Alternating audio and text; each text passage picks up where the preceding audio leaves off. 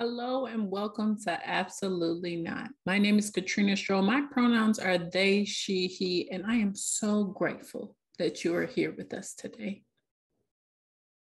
If you appreciate the work that I do here or elsewhere, real quick, please visit the Support the Mission page on my website. There are several options to choose from, so please choose one.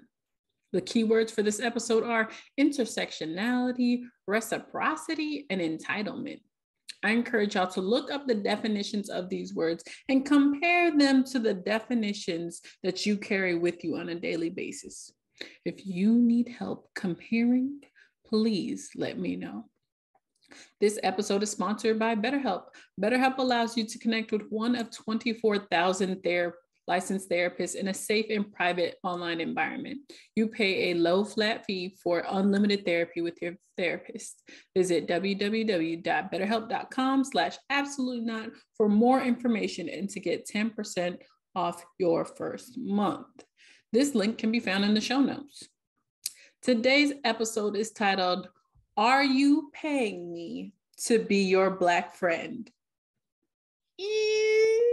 And I'm excited to get into it with our amazing special guest today, Ra Ra Rollins, him.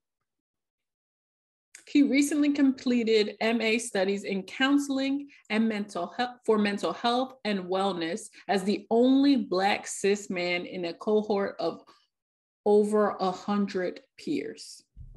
He also holds an AAS in menswear design. He worked in the fashion industry as a designer, illustrator, and production manager in the United States, Canada, and London, England. Often the only Black intersectional person in the room, he recognized a need to create spaces where a broad range of people are considered and made to feel safe, heard, and supported.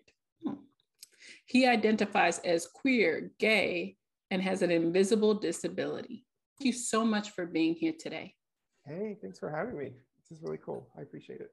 Ooh, first of all, you look amazing. So thank you for bringing that energy here. So do you. And the energy of the episode title, why are we talking about this today? I think we're talking about this today for very personal reasons. I am working part-time as a psychotherapist, and my marketing is pretty clear about who I'm prioritizing. And that's for both personal reasons and professional reasons. And we have to we had to do an internship during school, unpaid, that is necessary to graduate. And so a lot of my clients were taking on kind of under duress. And so there's a heavy lift that comes with being a Black clinician when you're working with clients who clearly potentially did not read your marketing. And first and foremost, don't understand that you come into therapy as a practitioner with social justice at the forefront. And secondly, that they are potentially taking up space that was clearly defined for someone else. I want to preface, none of my views are the views of the site that currently employs me. And if one of my clients should see this video, please bring it up. Please, let's discuss. This is clinical work. This is entitlement that we're discussing right now. Mm-hmm. I have so many questions, but the first question I have for you is, the first statement I have for you is, I want to thank you so much for encouraging people that you work with to ask questions. Because, there are a lot of people who don't want to have that conversation about what you believe in as the whole human being that you are. To those people that are afraid about having conversations with the people they work with, and about what they believe is at the forefront of their own work, what would you say to them? Should they be afraid of having the conversations you're encouraging? I don't think anyone should be afraid to have any conversation in any space. We are humans, regardless of what space we're in. I get this question all the time, is that appropriate to talk about with your clients? And I'm like, if we're not talking about inappropriate, hard to discuss topics, what are we doing? Why are we here? We can't breeze over things that may both affect the client as, getting towards the goals that they've set, as well as affect the clinician. If my mental health and physical health is not sound, I can't engage a client. And so I think it's necessary and appropriate to always have those conversations as openly and as honestly as possible. Thank you so much for that insight. There are a lot of people who are possibly taking notes as I am, and I hope they continue into those conversations. One of the key words that you brought into this space with you today is inappropriate. When was the last time somebody defined inappropriate differently than you? Oh, sorry. Sunday. I saw my family on Sunday, and I am just wholly inappropriate to them. But I think that I'm very inappropriate to a lot of people. And I love it. I love that space. It's a sweet spot. Why is it inappropriate? What is it doing? What is it triggering? What's going on? It's therapy to have inappropriate conversations. We're just not used to having them outside of the therapy space. And that's perhaps because it's not a safe space that we're in, or we don't see anyone who looks like us in the space. There's a lot of different reasons, but inappropriate conversations are the only way that change happens.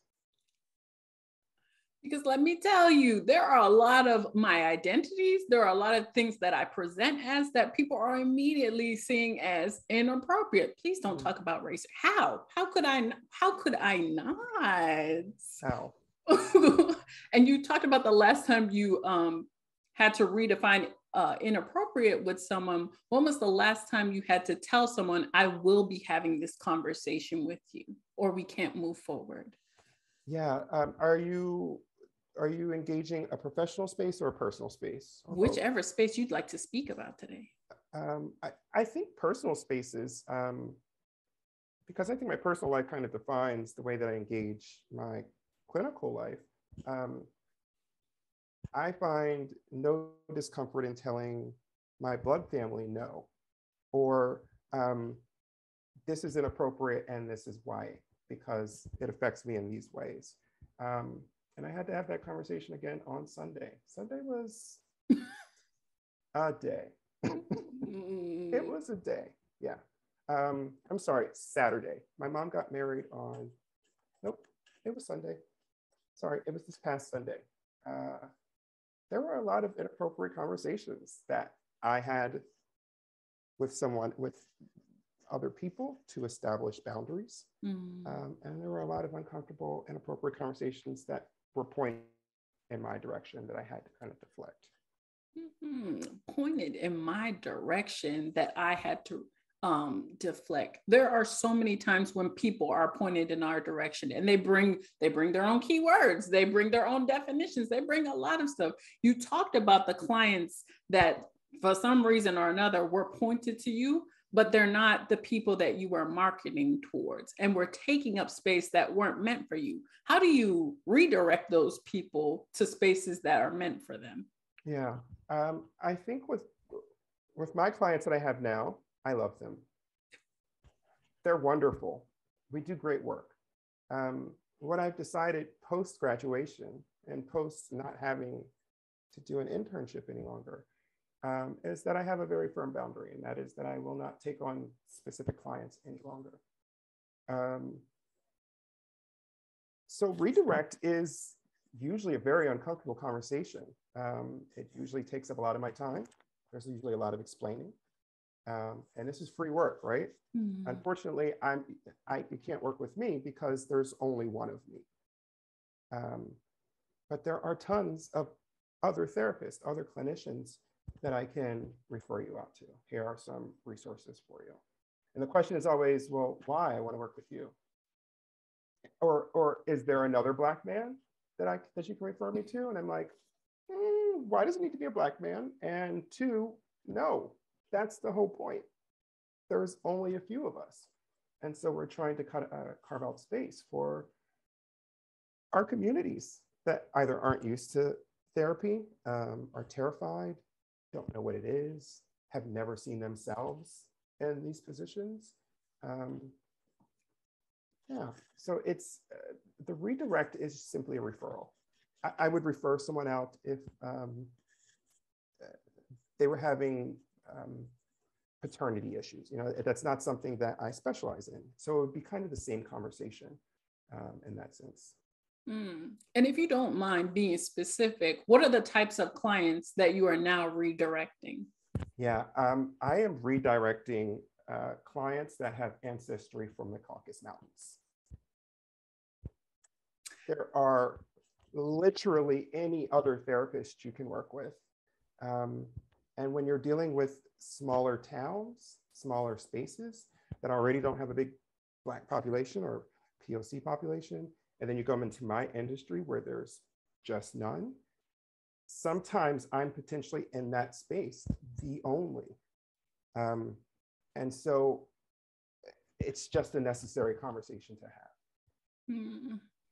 And when you have those conversations, it sounds like some people are understanding, some people are inquisitive. Have you ever had a person become hostile or felt entitled to your services? Yeah, I think hostility comes in a lot of different ways. I think I think my gift is that I speak very clearly, concisely, very directly. And if someone continues to push against a very clear no, I push back just as intensely as they are. So yes, that has happened. Which leads us back to kind of the title of this episode. You know, why are you coming to me? Like T, why are you coming to me? What can I help you with? Do you need a Black friend?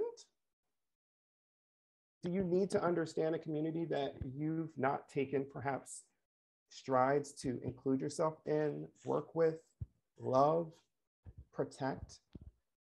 You know, when it comes right down, I'll be your Black friend, but the amount of money that my site charges for my services is not appropriate. We're moving into like reparations at this point. I will happily be your Black friend. It's going to cost you way more than my session fee. And I love that you are defining these relationships with these people, because for a very long time, for centuries, there is a certain demographic who has believed that they are entitled to certain information, to certain services from everybody else. What kind of messaging are you sending to yourself kind of internally when you say no to these people who feel that they should get access to you? It's terrifying, to be honest. I live in a capitalist society. I have a ridiculous amount of student debt, and I'm trying to work, and I'm trying to make adult money. And so to have these really radical, they're not radical, but that's the word that I'll use, because that's the word that I think most people will understand. To have these radical thought processes and business and make these type of business decisions is really terrifying. It's terrifying to understand this is appropriate for me. This is how I protect my own mental health and wellness. But also doing that calculation of like, what if this gets out onto LinkedIn? Am I going to be able to find a DEI job with people understanding that I am prioritizing marginalized communities, as opposed to everyone, right? We start talking, I immediately start thinking about like all lives matter, as opposed to Black lives matter. It's kind of that same conversation, right? Like, sure, all lives matter, but right now I'm focusing on these lives because I've not seen enough focus being put onto them. And now I have the resource to do that, to offer that. Please don't take up that resource. And I love that you use the word radical, because this is normal shit. Me saying no to you is a normal, just because it's coming through melanation, it doesn't make no difference. But the word radical is what people use to describe a lot of what you talked about, especially in business strategy, especially in like making money conversations. Have you received support from people who either went through the cohort with you or your colleagues who are now in their own businesses? Yeah, I have received support, and this is T, behind the scenes, right? So if you follow me on LinkedIn, I don't think that I'm radical. I think I'm speaking from the viewpoint of a Black cis man, who's gay, who's 6'3", who's 200 pounds, who watched George Floyd get lynched on television. This is my viewpoint of America, right? And I'm getting the likes, if you will, but then I'm also getting text messages and DMs where people want me to tell their stories, or are applauding what I'm saying. And that's wonderful. I'm so excited that it's resonating, but also I'm just like one crazy mouth Black dude on the internet. You know, like, who the fuck cares if I have a master's degree or a PhD? I'm still a Black dude. So no one's listening. It takes everyone's voice. And also, I can't tell your story the way that you can tell your story. It doesn't have the emotionality.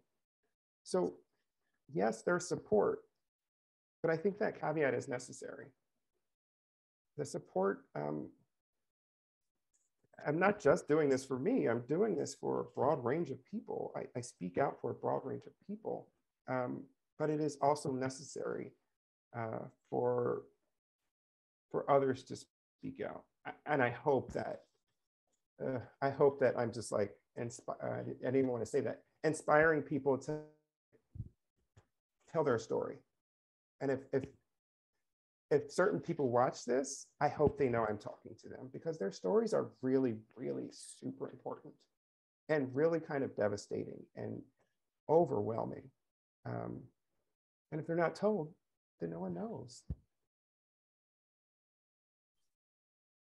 And I am tearing up because I too create content, and I get some DMs and I get some stuff, and I also encourage people to use their voice that is given to them.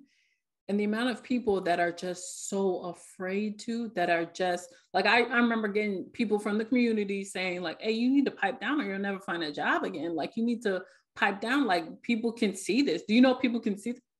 Obviously, I posted it.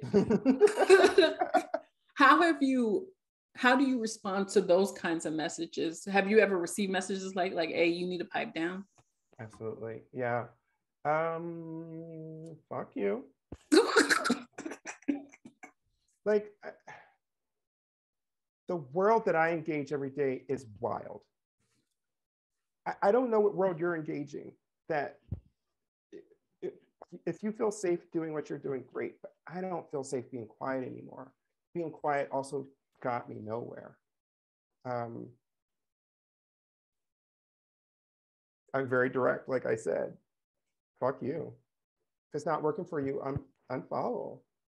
I will say it's real tea. It's terrifying to say something that affects my life, that directly goes against what media says or the majority of people. Discounting my opportunity, my potential opportunity for jobs, is always at the forefront of my brain. That it's terrifying to say something and think that could this potentially not allow me to get a future job of some sort.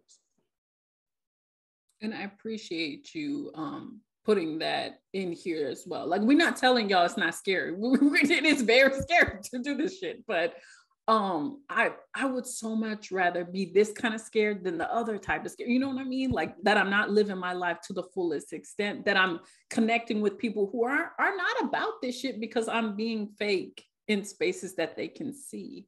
one of the questions I have for you, or that's rolling around in my head, because you said the messages from media, the messages from all around us are telling us that certain people should not have a voice. Yeah. Are there any messages that you tell yourself to kind of deflect those messages from all around?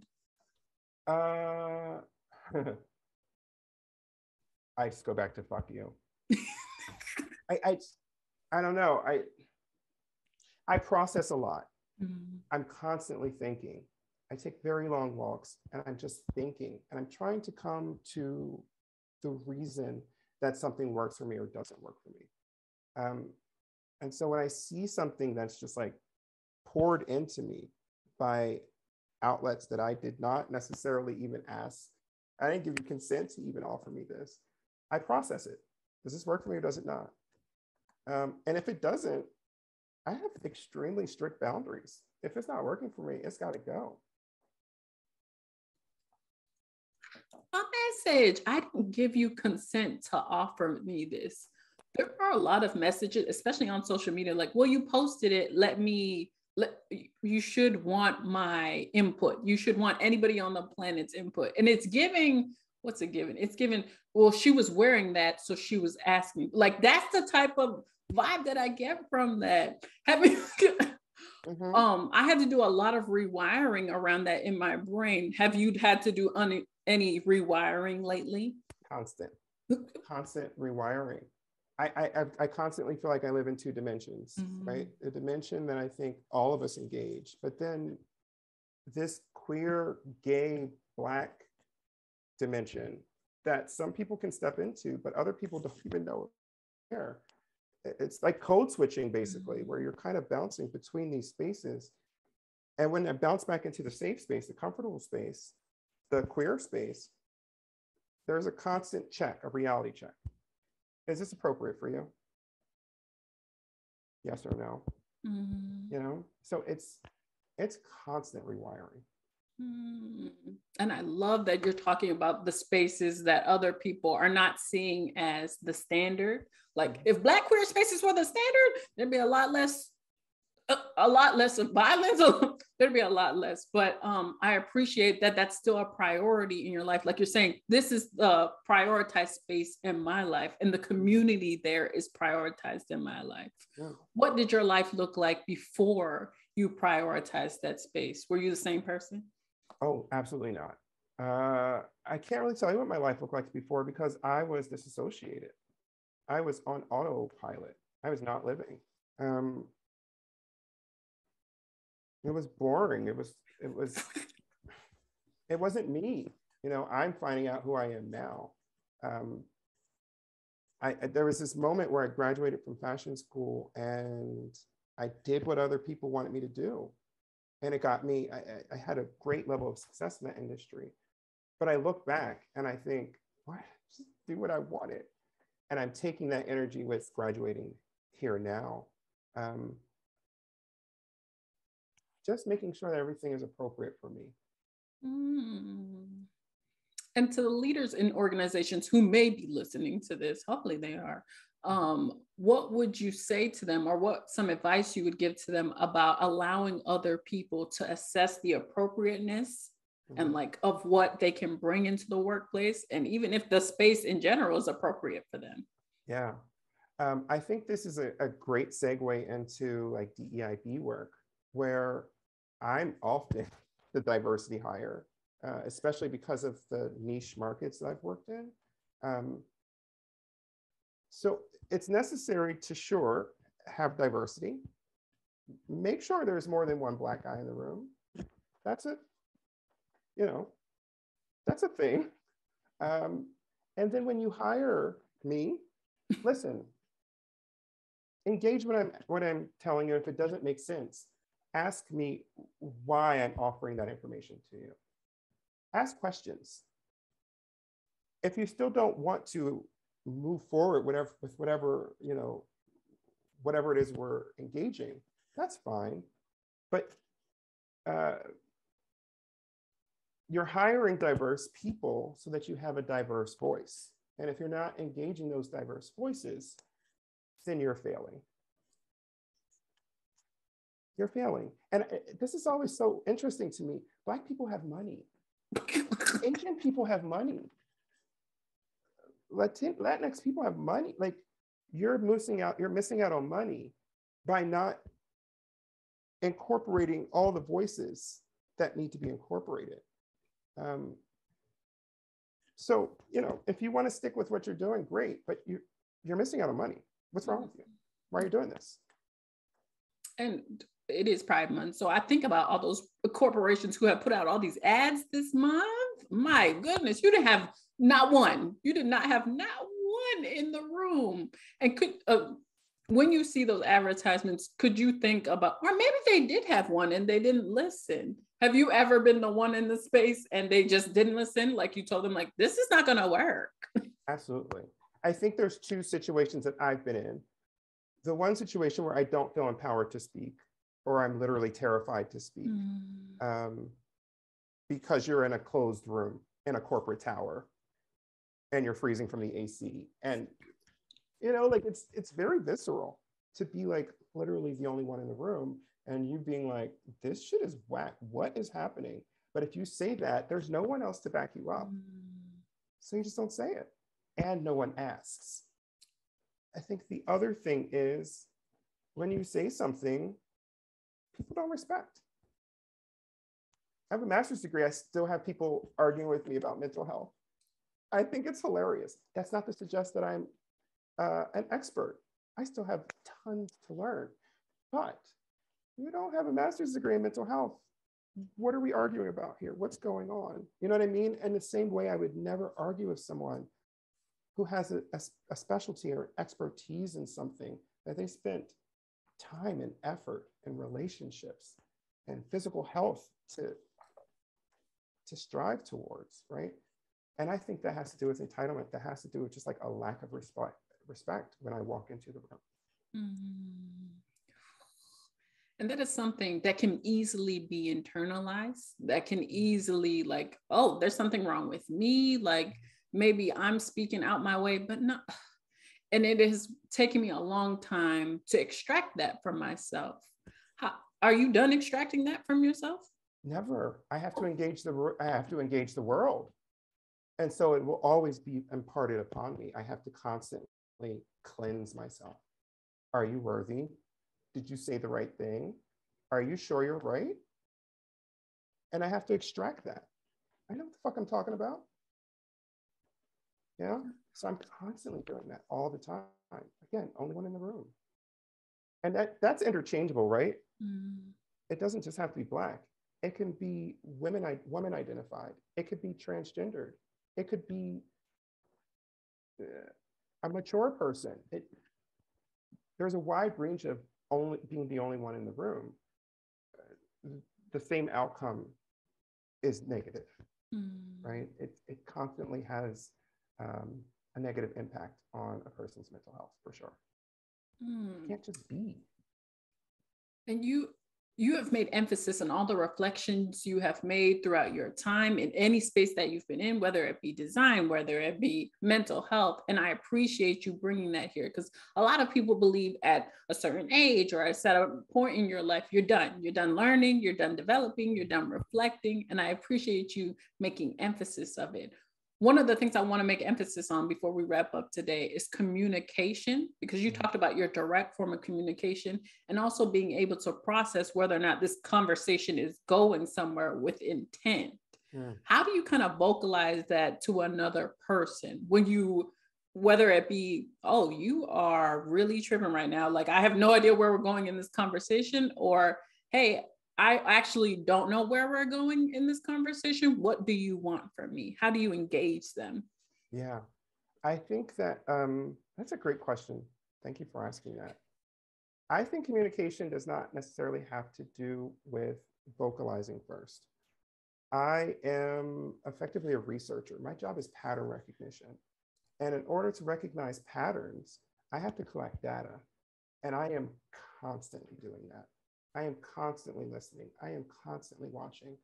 And sometimes that takes years, right? If a company says they're going to do something and a year has passed and they've still not done it, I'm recognizing a pattern. And so communication would be for me to be able to present that pattern after I've done the listening, after I've done the calculation of what's going on. And then it really is like therapy. Sometimes it's confrontational. Hey, you said your goals. By the way, we've already set our goals, right? Because that's part of what's going on. What do you want? Why am I here? What's going on? What's the end goal? Great, we're aligned. But if this is your end goal and you're doing this, something's off. We're never going to get here, right? And that takes awkward conversations, very awkward conversations. And then the data collection starts again once you present that information. Awkward conversations that some people may consider inappropriate, but that's for y'all to discuss together. I love that so much. There are going to be people who listen to this episode and say, you know what? Let's set some fucking goals in this bitch. Like let's have some awkward and inappropriate conversations, because I have seen these patterns and I do not like them. They don't align. What would be the top 3 tips you would share with those people about going into those awkward conversations? Yeah, I would say, first of all, set the goals and ensure that the goals are actually realistic.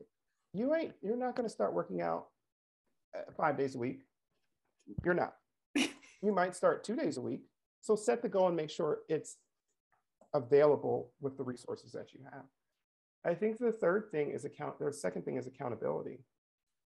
Ensure that everyone understands the goal and their part in ensuring that goal happens. And then I think the third thing is to constantly listen, constantly involve people that may not have ever been involved, right? So if we're talking about a giant corporation, have you talked to the cleaning staff about what they need, how they can feel safe? Because they're a part of this machine, right? So I think it's like engaging everyone, regardless of how important you think they are or are not, and regardless of their salary range, what hours they work, where they work from. I think we constantly forget that leaders are not the only ones that can and should make decisions. Oh, I hope you motherfucking heard. I hope somebody heard that today, because if everybody in the same boardroom who went to the same school, who went to the same experiences, if they're the only people making decisions, then the same decisions gonna be made. Oh, thank you so much for bringing that into this space. Are there any last minute sprinkles that you'd like to share with the audience? No, thank you for being here. Thank you for listening. Thank you for giving a fuck. Thanks for being dope. Yeah. Oh, thank you so much. And somebody in the chat said this was great. Thank you so much. For everyone who is listening now or to the recording, Rara's information will be in the show notes, so you'll be able to click follow him on TikTok, because you'll be able to see what we were talking about in this space today, but in real time. So thank you so much for being here, for being an amazing inspiration to anybody who is listening. Keep saying absolutely not to anything unaligned. We will see you next time. Bye.